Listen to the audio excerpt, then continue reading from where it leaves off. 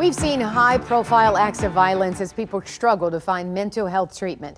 Now, there are even fewer options available. The state says it's been forced to temporarily close more than 70 sorely needed psychiatric beds. But it's not because of money, it's a lack of qualified staff.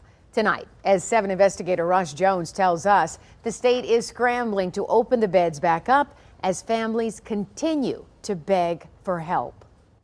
While we're his safe place, he doesn't feel safe, so everything is a battle. Laura Marshall adopted her son from Ethiopia just after his first birthday. Because of the challenges he faces, she asked us not to show you his face. He has this 0 to rage in about 3 seconds flat. You might know what's triggering him, you might not. At 14 today, he's been diagnosed with a litany of conditions, from reactive attachment disorder to pediatric bipolar, and through no fault of his own, can display near constant rage where almost anything can become a weapon. We're talking structural damage to the house. He has a hole in his bedroom wall that's 3 foot by 5 foot. He has assaulted my husband. Even his mattress and box springs came down the stairwell as him trying to throw something at us. Since June, her son has sat in juvenile detention, she says, because it's the only place in the state that can safely hold him.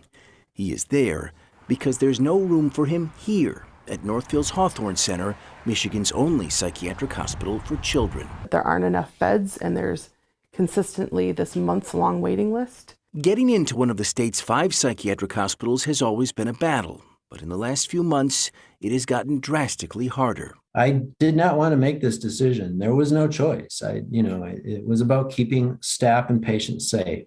Dr. George Mellos runs the state's inpatient psychiatric facilities and says a perfect storm is forcing the state to reduce the number of patients it serves at 3 of its state hospitals. Never remember a time when it's been this pervasive. The need for children's beds is so high that Governor Whitmer recently increased funding at Hawthorn Center from 55 beds to 79.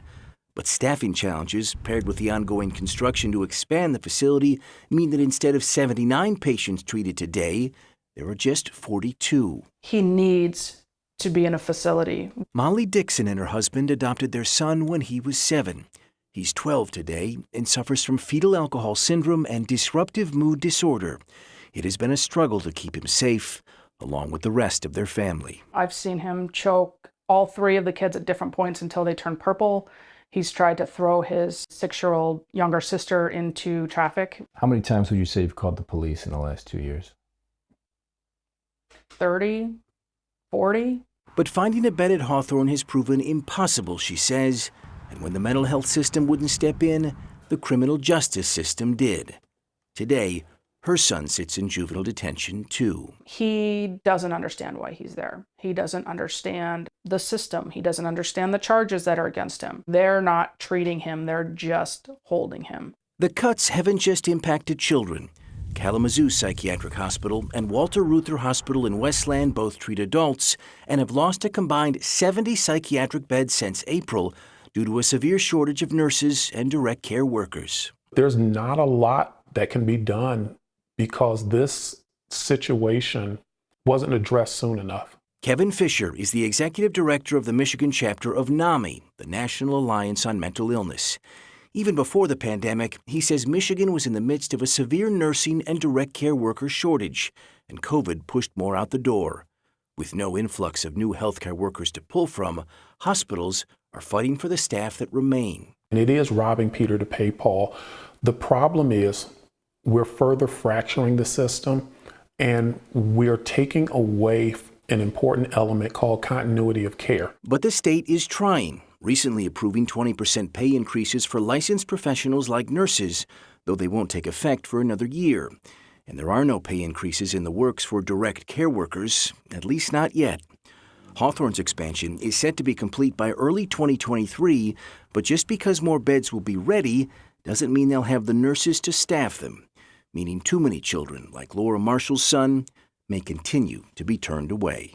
My son deserves a future, and I feel like it's actively being stolen from him. Right now, state officials say they're short 203 direct care workers and another 101 floor nurses. If you're interested in applying, the state and the families you just heard from could surely use your help. I'm Ross Jones, 7 Action News. Such a difficult situation for so many families. Thank you, Ross. If you have a tip you'd like the 7 investigators to look into, you can reach them at the phone number there on your screen or through email at tips@wxyz.com.